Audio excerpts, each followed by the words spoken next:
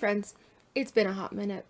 Unfortunately, it is currently 11:30, and I don't have the energy, or mind energy, emotional capacity, yes, to, oh, and Goober just pulled a real nasty one. Yeah, you get to walk away from it. Jerk, holy heck.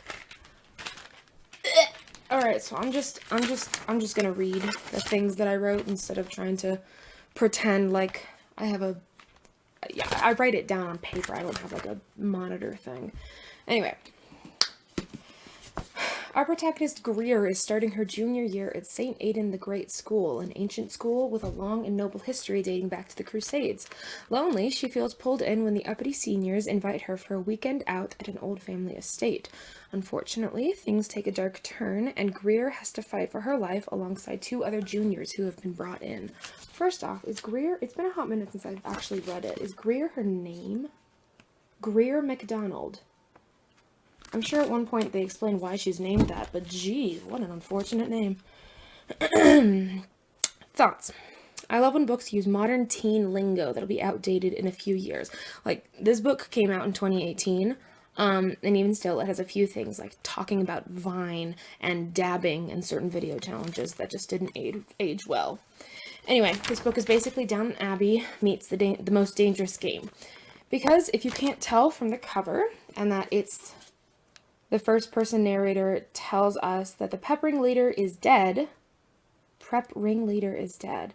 Oh, that's right. So, it, like, starts off with, like, a looking back perspective. Like, she's looking back on the experience that she had, and she talks about him being dead.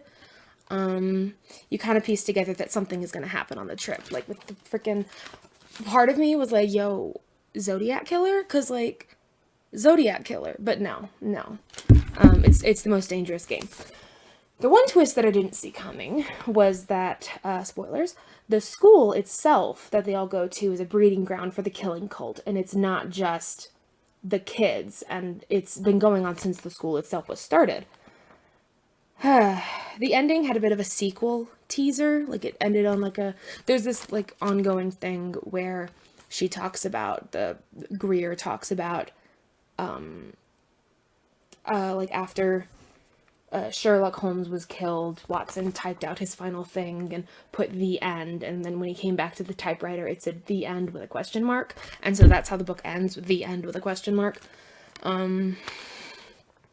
Yeah, I read this in one day during my hair appointment and my downtime during a performance of the show that I was working on. And I redyed my hair, in case you couldn't notice. I wrote that down. I'm not really clever in real time. I have to plan it out. Alright. And then I posted the last video if you want to watch that. I also read the first couple books of the Dresden Files series. Not a fan of how he writes about women, but Darius recommended the series, says it gets better. Yeah, I read through the first 4. It's okay. Yeah, he writes about women like classic noir, pulp noir novels where it's like, oh, she walked in, her legs were long, her hair was beautiful, her boobs were, So I was like, I don't need this. Anyway, Sealed Letter, here you are, by Emma Donoghue. The message of this one is that women suck, or at least one woman does. It's about a self-proclaimed spinster and journalist, Emily Fido Faithfull, in 1864, and how she is thrust into scandal and a trial surrounding the divorce of her estranged friend. Fido is pulled in by her friend Helen and is willing to do what she can to protect Helen's reputation, even lie in an affidavit, but their relationship falls apart when she learns Helen would do nothing of the same. The story ends with Helen threatening to blackmail Fido and stealing all her money, Fido hoping to purchase her silence about her own secret. Yeah,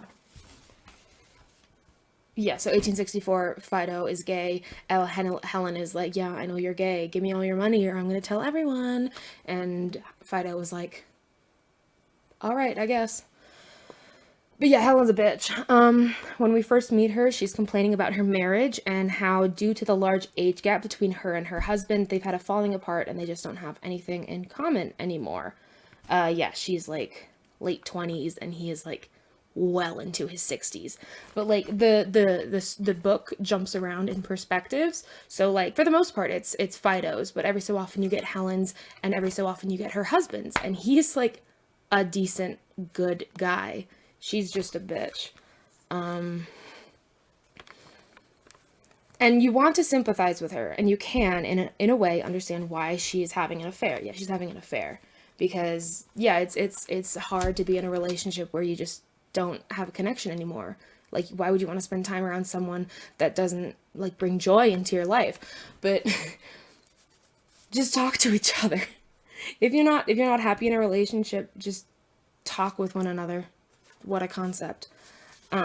But there is an interesting subplot about how Fido is an early wave feminist. So like you wish Helen and her husband would just talk it out, but they live in a time where she doesn't have any rights or voice or property or anything. Yeah, so with signing a marriage contract, Helen was like, all right, everything I own now belongs to my husband. Our children that I reared belong to him, etc., etc.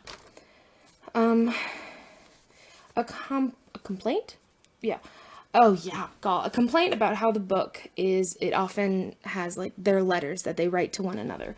And the font that they use is like, can you see that? Unreadable. Like I'd be sitting there like, okay, that's S. Like, I'm all down for using fancy cursive font for like writing, but make it legible.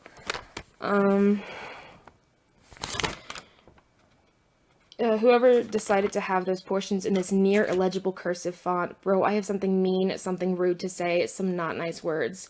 True.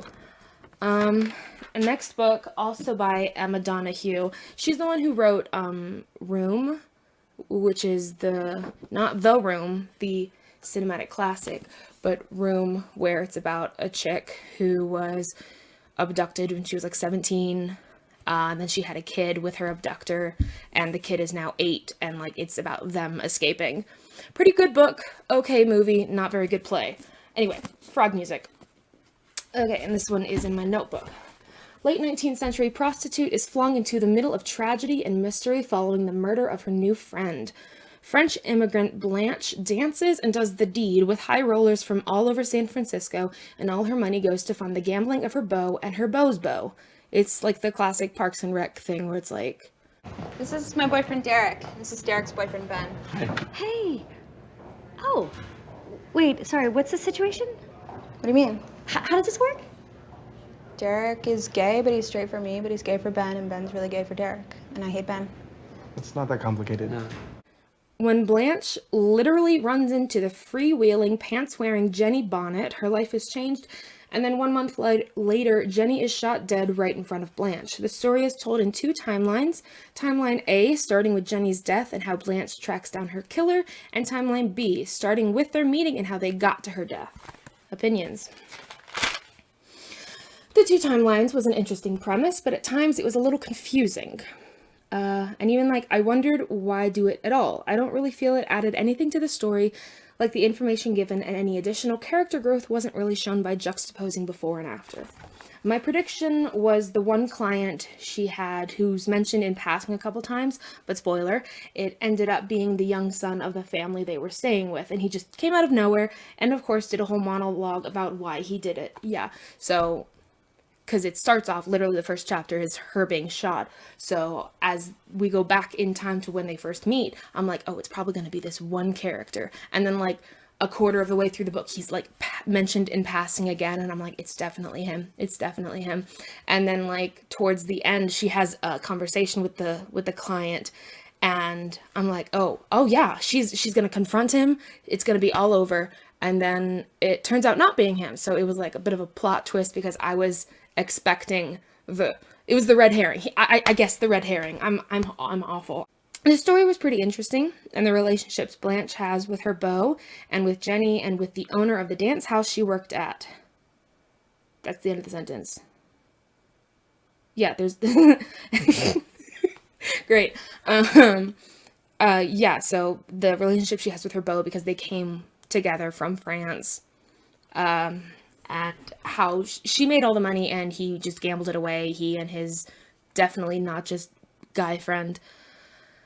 is complicated, but it's very realistic, especially for the time, because it's like what, the 20s, late 19th century. So yeah, let me see if it says on the thing.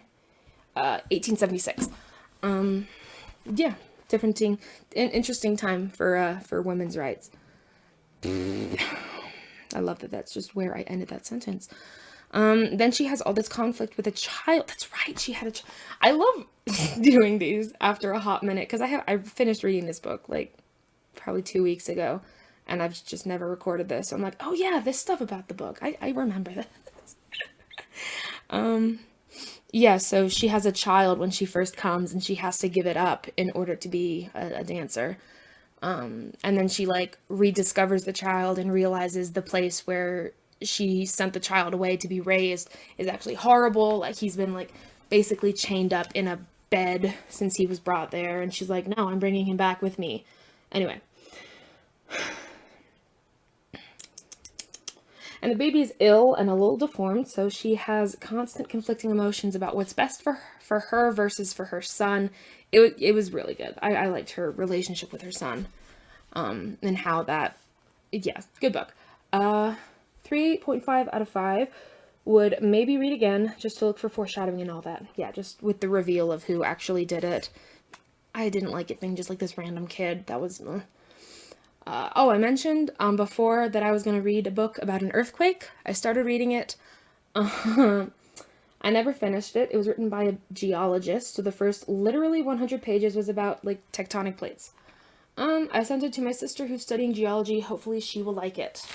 Is there another one? There is another one. Silent Companions. Ow! This was a good one. 3 timelines in this one. Present day of our protagonist, Elsie Bainbridge, in an insane asylum. Then her memories of the story proper. And then diary entries of a woman from several centuries ago. Elsie is a recent widow who, upon moving into her late husband's estate, discovers these wooden figures, life-size, and painted as if they were real people. Through reading the old diaries, Elsie discovers that a witch lived in the house, and upon the witch's death, these figures gained malevolent sentience and are now desperate to find a new host for the witch's spirit. Yeah, this book, I just finished this one like 2 days ago. This one was really good. It was really atmospheric, really getting me into like the Halloween mood. And it did a good job of making you also scared of these. They're called the silent companions because they look like people, so they're your companion, but they're silent. Anyway, you pity the characters in their plight, and then there was in the diary entries the reveal of who the witch was, and then the reveal in the present day of the new witch's host, of the witch's new host. Very well done.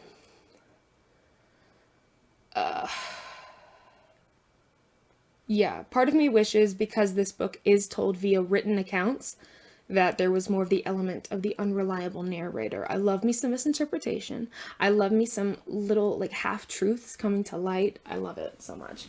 Oh my gosh, yeah. Plus, like, the way the companions attempt to take over a host is shown by the body being almost devoured with splinters. And like each time they describe it, like she comes to the house pregnant, and like during delivery they realize like this baby is being covered in splinters because the companions are trying to. Terrifying. Yeah. Yeah, that is all. Okay, bye.